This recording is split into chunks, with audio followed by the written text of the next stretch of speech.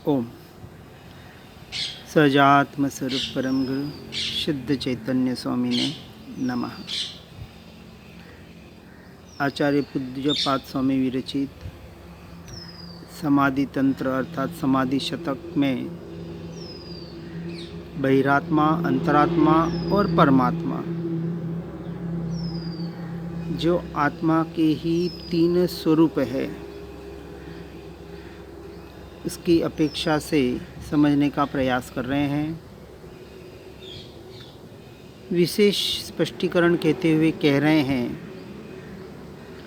जो शरीर आदि अर्थात शरीर, वाणी, मन इत्यादि अजीव है, पुद्गल है, उनमें जीव की कल्पना करता है तथा जीव में अजीव की कल्पना करता है। दुखदायी राग, द्वेष आदि विभाव भावों को सुखदायी समझता है। ज्ञान, वैराग्यादि जो आत्मा को हितकारी है, उन्हें अहितकारी जानकर अरुचि या द्वेष करता है। शुभ कर्म फल को भला और अशुभ कर्म को बुरा मानकर उसके प्रति राग द्वेष करता है।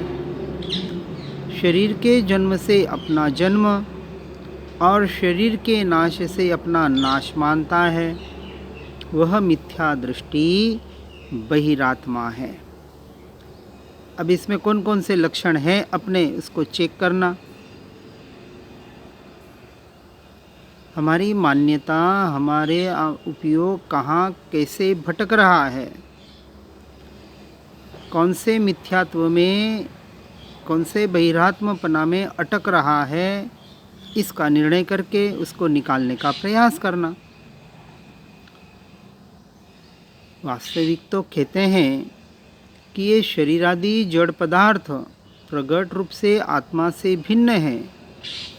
ये कोई पदार्थ आत्मा के है ही नहीं, आत्मा से पर ही है, तथापि उन्हें अपना मानना और शरीर की बोलने, चलने आदि क्रियाओं में मैंपना करना। व्यवहार की अपेक्षा से भले बोले, हमारा सम्यक दर्शन या सम्यक दृष्टि का विषय यह है कि आपकी मान्यता में क्या है। चलना फिरना, खाना पीना, उठना बैठना, ये तो शरीर की क्रिया होगी, लेकिन उस क्रिया में एकत्व है या उसे भेद ज्ञान करके अपनी आत्मा में एकत्व करने का प्रयास और पुरुषार्थ हो रहा है, इसका स्वयं से स्वयं को विचार करना है। मैं खाता हूँ बोलते वक्त, मैं चलता हूँ बोलते वक्त, ये मैंपना शरीर में है या वहाँ भेद ज्ञान से कि ये शरीर की क्रिया हो रही है और मैं उसे मात्र जानता हूँ, और उसे जानते वक्त भी वास्तविक ज्ञान स्वभाव को ही जानता हूँ। ऐसा भेद विज्ञान कितना हो रहा है। ये बाहर की क्रियाओं को मैं करता हूँ और इनसे मुझे लाभ अलाभ होता है। ये शरीर मेरा है, मैं पुरुष, स्त्री, राजा, रंक, रागी, द्वेषी, सफ़ेद, काला, इस प्रकार बाह्य पदार्थों से अपने आत्मा को भिन्न नहीं जानता। ये बाहर जो पुद्गल के परिणाम है, पुद्गल के परिणमन है, पुद्गल की क्रियाएं हैं, यदि उसे अपना मान रहा है, संसार में भी मानता है और धर्म क्षेत्र में आके भी यही तो मान रहा है। मैं त्यागी, मैं तपस्वी, मैं ऐसा, मैं वैसा, मन वचन काया की क्रिया को धर्म मान रहा है। इस प्रकार से एक अशुभ में और एक शुभ में, दोनों में शारीरिक क्रिया के आधार पर मैं मेरापना करने वाले जीव शरीर से अपनी आत्मा को भिन्न नहीं जानते। वह पर पदार्थों को ही आत्मा मान रहे हैं, अर्थात पर की पुद्गल की क्रिया को अपनी क्रिया मान रहे हैं। जो नहीं सुन रहे हैं उनकी बात तो अलग, लेकिन जो सालों से पढ़ रहे हैं, सुन रहे हैं, भले वो मुंह से कह दें कि मैं आत्मा हूं और मैं शरीर आदि नहीं हूं, कहना बात अलग है और मानना बात अलग है, और उस पर दृढ़ श्रद्धान करना बात अलग है। यदि वास्तविक सम्यक श्रद्धान हो जाए तो जीव संसार से छूटने का प्रयास करेगा। जो क्रिया मैं नहीं, जो मेरी नहीं, यदि मैं नहीं, मेरी नहीं, तो वहाँ क्यों है? वहाँ से हटेगा ही वो। परंतु यदि वहाँ से नहीं हट रहा है और मोक्ष मार्ग में प्रयोजनभूत जीव अजीव तत्वों के स्वरूप में भ्रांति से प्रवर्तता है, ये भ्रांति में जी रहा है वो जीव, क्योंकि सुन पढ़ रहा है लेकिन अपने दोषों को नहीं देख पा रहा है, वह भी बहिरात्मा है।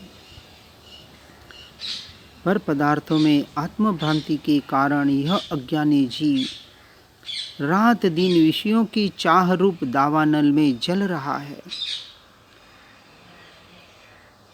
अभी भी कहीं न कहीं सुख बाहर के पदार्थों में ढूंढ रहा है। शरीर को ज़्यादा से ज़्यादा आराम मिलेगा, सुख मिलेगा, तो उसमें सुख मान रहा है और शरीर को ही सुख प्रदान कर रहा है, जिससे अपनी आत्म शांति खो बैठा है। अतीन्द्रिय चैतन्य आत्मा को भूलकर बाह्य इंद्रिय विषयों में मूर्छित हो रहा है और आकुलता से रहित ऐसे वास्तविक सच्चे परमार्थ मोक्ष सुख की प्राप्ति के लिए यथार्थ प्रयास और प्रयत्न नहीं कर रहा है। सीधी सी बात है, यथार्थ प्रयास प्रयत्न करने वाला अब देह को पोषण करने की बात न सोचेगा न करेगा। देहात्म बुद्धि ज़्यादा से ज़्यादा, जल्द से जल्द कैसे हट जाए, चाहे देह को सुख मिले, चाहे देह को दुख मिले, चाहे बाहर संसार में सुख हो, चाहे बाहर संसार में दुख हो। जब ये सुन लिया, पढ़ लिया कि ये तो कर्म जनित परिणाम है, उद्यागत क्रियाएं और उद्यागत भाव है, मेरा स्वरूप नहीं, स्वभाव नहीं, तो वहाँ से हट क्यों नहीं पा रहा है? आकुलता से रहित मोक्ष सुख की प्राप्ति, अर्थात जब शरीर में या संसार में प्रतिकूलता हो, अनुकूलता में तो सब सुख मान रहे हैं, लेकिन प्रतिकूलता में भी वहाँ से अपने आप को भिन्न ऐसा सुख स्वरूप आत्मा जाने माने, ऐसी परिस्थितियों में भी अपने स्वरूप और स्वभाव का आश्रय ले और ज्ञान स्वभाव में स्थिरता का पुरुषार्थ करे, उसे मोक्ष सुख की प्राप्ति का प्रयत्न कहा, पुरुषार्थ कहा, प्रयास कहा। ऐसे में हो सकता है कि बाहर से अभी संसारियों को लगे कि देखो कितना दुख सहन कर रहा है, कितने कष्ट सहन कर रहा है। तो यहाँ मोक्ष सुख के लिए ऐसा नहीं कहा कि शरीर को अनुकूल बनाओ और मोक्ष सुख की प्राप्ति के उपाय करो। तो मोक्ष सुख की प्राप्ति की अपेक्षा से कहें तो शरीर को कष्ट देना ही पड़ेगा, व्यवहार की अपेक्षा से। किस लिए? अपनी आत्मस्थिरता के लिए। और जबरदस्ती वाला कष्ट नहीं, जो नेचुरली कर्म के उदयाजनित जो शरीर के मनोवचन काया के संसार के परिणाम हो रहे हैं, उन परिणामों के काल में, उसके परिणमन के काल में ये भेद विज्ञान का अभ्यास करके अपने सुख स्वरूप आत्मा की ओर आना, यह अंतरात्मा जीव का लक्षण। इसलिए अंतरात्मा की परिभाषा विस्तार से बता रहे हैं कि जीव अर्थात मैं आत्मा चैतन्य लक्षण वाला हूँ, और उससे विपरीत यह अजीव अर्थात ये पुद्गल, ये मन वचन काया अजीव तत्व है। आत्मा का अर्थात मेरा स्वभाव मात्र ज्ञाता दृष्टा है, देखना और जानना। स्वपर प्रकाशक कहा, लेकिन परद्रव्य परभावों को देखना जानना ये मेरा स्वभाव नहीं है, जानने में आ रहे हैं। मेरा स्वभाव तो निरंतर स्वयं से स्वयं को जानने का है, ऐसा जिसने निर्णय कर लिया है और निरंतर जो अपने स्वरूप और स्वभाव में स्थिर होने का प्रयास और पुरुषार्थ कर रहा है, ऐसा यह आत्मा जो अमूर्तिक है, इंद्रियातीत है, विकल्पातीत है और शरीरादि तो परद्रव्य है, वे पुद्गल पिंड रूप है, जड़ है, विनाशिक है, मैं नहीं, मेरे नहीं। ऐसा भेद विज्ञान निरंतर करके अपने दृष्टि को अपने स्वरूप पर लाने वाला जीव वास्तविक सम्यक दृष्टि के लाने का, सम्यक दर्शन का अधिकारी है। और ऐसा हो रहा है तो सम्यक दर्शन हो गया, अब आगे बढ़ें, बैठे न रहें सम्यक दर्शन का इंतज़ार करते।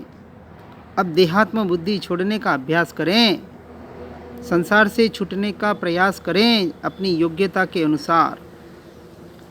51 वानप्रस्थ, 60 साल संन्यस्त अवस्था। इसलिए 60 साल वाले के ऊपर के सच्चे मुमुक्षु को आत्मार्थी घर में कैसे रहे, सुख सुविधाओं में कैसे रहे। अब वो तो जहाँ निवृत्ति क्षेत्र में जाएगा, जैसा मिला जो मिला वहाँ की व्यवस्था के अनुरूप अपने को ढालकर अपनी सारी आशाएं, अपेक्षाएं, इच्छाएं सबका त्याग कर एक सदाचार में बिना विकल्पों वाला कि मुझे कुछ चाहिए, मेरे अनुसार कुछ मुझे करना है, ये विकल्पों के जालों में जो फंसा हुआ है और मोक्ष को चाहता है, ज्ञानी पुरुषों को ऐसे जीवों पर करुणा आती है, वो करुणा के पात्र है। जब जीव जानता है कि मैं देह से भिन्न हूँ, देहादिक मेरे नहीं है, मेरा तो एक ज्ञान दर्शन लक्षण रूप शाश्वत आत्मा वही मैं हूँ, अन्य सर्व संयोग लक्षण वाले अर्थात व्यवहारिक भाव जो कोई भाव है वह मुझसे भिन्न है। अब कोई कहे कि क्या अपने परिवारजनों को, स्त्री, पुत्र, माता पिता आदि सगे परिवार वाले, दूर के नहीं, क्या उनको छोड़कर निवृत्ति क्षेत्र में जाएं और वो दुखी हो जाए तो क्या छोड़ना योग्य है? देखिए, अपनी जो एक मानसिकता होती है हर एक की, वह कहीं ना कहीं ज्ञानी पुरुषों द्वारा, महापुरुषों द्वारा जो उपदेश दिए जाते हैं, वचन कहे जाते हैं, उनको अन्य अर्थ में लेकर विपरीतता में जाने का प्रयास करता है। जैसे किसी ने कहा कि कोई अपने स्त्री को, पुरुष को या परिवार वालों को दुखी करके धर्म क्षेत्र में आया, अब उसकी परिस्थिति क्या है, किस अपेक्षा से है, इसका विचार किए बगैर यदि किसी ज्ञानी पुरुषों को ऐसे पता चला कि कोई किसी के आश्रित उसके परिवार वाले हैं और वो वहाँ से छोड़कर यहाँ आया सत्संग के लिए कहें या निवृत्ति क्षेत्र में, और उसे कहा भाई परिवार को ऐसे दुखी अवस्था में छोड़कर यहाँ नहीं आना, और उसे जाने के लिए कह दिया। लेकिन क्या वास्तविक उसकी वहाँ ज़रूरत थी या नहीं? यदि ज़रूरत होगी यानी परिवार वाले उस पर ही आश्रित होंगे तो ही ज्ञानी पुरुष उसे जाने के लिए कहेंगे, अन्यथा नहीं। नहीं तो वैराग्य का, संसार से छूटने का आदि उपदेश दिया ही नहीं जाता। संसार से छूटने की ही बात बताई जाती है।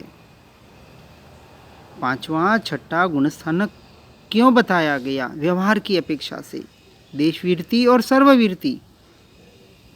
नहीं तो कहते घर पे बैठे बैठे आत्मज्ञान कर लो और वहीं से मोक्ष पालो।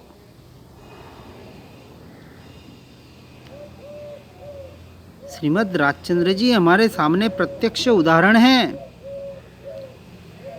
भर जवानी में 30 साल की उम्र में सब कुछ भरा पूरा परिवार, अच्छा व्यापार, प्रतिष्ठा, सब कुछ होते हुए भी संसार से क्यों निकलते थे? क्या उनके परिवार वाले खुश होते थे? क्या बात, चलो ठीक है, जा रहा है, जाने दो। अभी की बात, पुराने जमाने में तो कितने किस्से हैं कि रोते हुए माँ को, रोती हुई पत्नी को छोड़कर भी निकल गए वहाँ संन्यास लेने के लिए। वैराग्य आ गया, परमिशन लेने नहीं जाते, सिर्फ इन्फॉर्मेशन करते हैं, आई एम गोइंग, मैं जा रहा हूँ, मुझे खोजना मत। अब इतना प्रबल वैराग्य, इसलिए यहाँ बह रहे हैं कि ज्ञान का फल वीरती है, संसार में रहना नहीं है। स्पष्ट कह रहे, देखो आत्मा के आश्रय से जो ज्ञान वैराग्य रूप भाव प्रकट होता है वह संवर निर्जरा मोक्ष का कारण है। यदि ज्ञान से अर्थात आत्मज्ञान से, क्षेपशम ज्ञान से नहीं, प्रत्यक्ष आत्मानुभूति के आधार पर आत्मज्ञान प्रकट होने के बाद जो वैराग्य भाव प्रकट होता है, जो वैराग्य की, संसार से छूटने की दशा, कब छूटूं और छूटूं, यदि उसे अब लग रहा है कि अब मुझे यहाँ ज़रूरत नहीं है, इस संसार में, इस परिवार में, तो तुरंत निकल जाता है। हमारे पुरुषार्थ की कमजोरी है।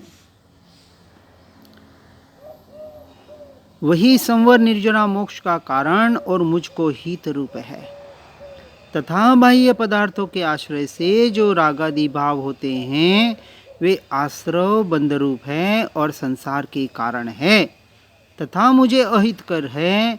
इस प्रकार जीवादिक तत्वों को जैसे हैं वैसे जानकर उनकी सच्ची प्रतीति करके जो अपने ज्ञानानंद स्वरूप आत्मा में ही अंतर्मुख होकर वर्तता है वही सच्चा अंतरात्मा है। यहाँ इस अंतरात्मा के 3 भेद बताए, उत्तम अंतरात्मा, मध्यम अंतरात्मा और जघन्य अंतरात्मा।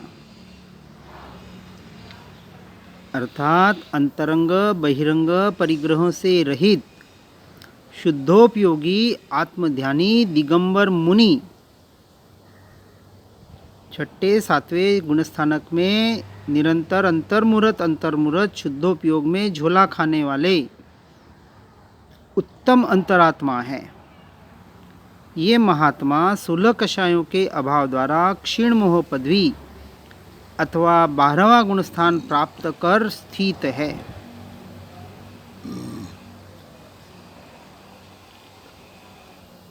अर्थात अपेक्षा से कहें तो 6ठे से लेकर 12वें गुणस्थानक के जीव उत्तम अंतरात्मा है। फिर तो केवल ज्ञान है 13वें गुणस्थानक में, वो तो परिपूर्ण दशा है। वहाँ कोई भेद नहीं है। और चतुर्थ गुणस्थानवर्ती व्रत रहित अविरत सम्यक दृष्टि जघन्य परमात्मा है, क्योंकि उन्होंने आत्मा का निर्णय कर लिया है, अपने परमात्मा तत्व का निर्णय कर लिया है। इन दोनों के मध्य स्थित अर्थात पंचम गुणस्थान से यहाँ बता रहे हैं कि पंचम गुणस्थान से 11वें गुणस्थानवर्ती जीव मध्यम अंतरात्मा है। उत्तम तो सिर्फ 12वें वाले बता रहे हैं, 7वें वाले से भी नहीं, क्योंकि 11वां गुणस्थान गिरने का कहा है, वहाँ तक खतरा है, इसलिए वो भी मध्यम है।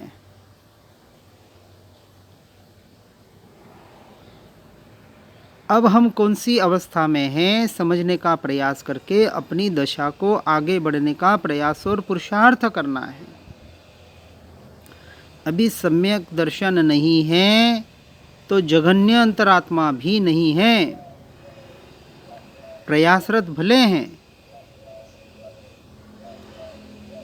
और जिन्होंने अनंत ज्ञान दर्शनादि रूप चैतन्य शक्तियों का पूर्ण रूपेण विकास करके सर्वज्ञ पद प्राप्त किया है, वे ही वास्तविक परमात्मा है। अरहंत और सिद्ध परमात्मा के 2 प्रकार, सकल परमात्मा और निकल परमात्मा। अरहंत परमात्मा सकल परमात्मा है और सिद्ध परमात्मा निकल परमात्मा है। वे केवल ज्ञानी अनंत चतुष्टय से युक्त है। अनंत परमात्मा के 4 अघातीय कर्म शेष है, उनका प्रतिक्षण क्षय होता जाता है। उनके बाहर में समोसरणादि दिव्य वैभव होता है। उनके बिना इच्छा के ही भव्य जीवों के कल्याण रूप दिव्य ध्वनि छूटती है। वे परम हितोपदेशक हैं। परम औदारिक शरीर के संयोग सहित होने से वे सकल अर्थात कल अर्थात शरीर सहित परमात्मा कहलाते हैं। और जो ज्ञानावरणादि द्रव्य कर्म, रागादि भाव कर्म और शरीरादि 9 कर्म से रहित है, शुद्ध ज्ञानमय है, औदारिक शरीर रहित है, वे निर्दोष और परम पूज्य सिद्ध परमेष्टि निकल परमात्मा कहलाते हैं। वे अनंत काल तक अनंत सुख को ही भोगते हैं। हर एक आत्मा में ऐसे परमानंद की शक्ति भरी पड़ी है, बाह्य इंद्रिय विषयों में वास्तविक सुख है ही नहीं। ऐसी अंतर प्रतीति करके धर्मी जीव अंतर्मुख होकर आत्मा के अतीन्द्रिय सुख का स्वाद लेता है, तब वह आत्मा बहिरात्मा से अंतरात्मा बनता है और ऐसा अंतरात्मा ही परमात्मा पद का अधिकारी होता है। इस तरह से इस मार्ग में निरंतर आगे बढ़ने का हमें प्रयास और पुरुषार्थ करना चाहिए। अपनी दशा को यथायोग्य समझकर निरंतर परद्रव्य प्रभावों से हटकर स्वद्रव्य स्वभाव में आने का प्रयास करें। जल्द से जल्द इन संसार के जंजालों से, माया जाल से छूटकर निवृत्ति क्षेत्र का आश्रय लेकर जो सदा ही निवृत्त ही है ऐसे अपने स्वभाव में आने का प्रयास और पुरुषार्थ करें। इसी भावना के साथ ओम नमः सिद्धम। आत्म ही है देव निरंजन, आत्म ही सद्गुरु भाई, आत्मशास्त्र है धर्म, आत्म ही तीर्थ, आत्म ही सुखदाई। आत्म मन नहीं है रत्नत्रय, पूरित अवगाहन सुखधाम। ऐसे देव शास्त्र सद्गुरु को, धर्म तीर्थ को सतत प्रणाम, धर्म तीर्थ को सतत प्रणाम। ओम नमः सिद्धम।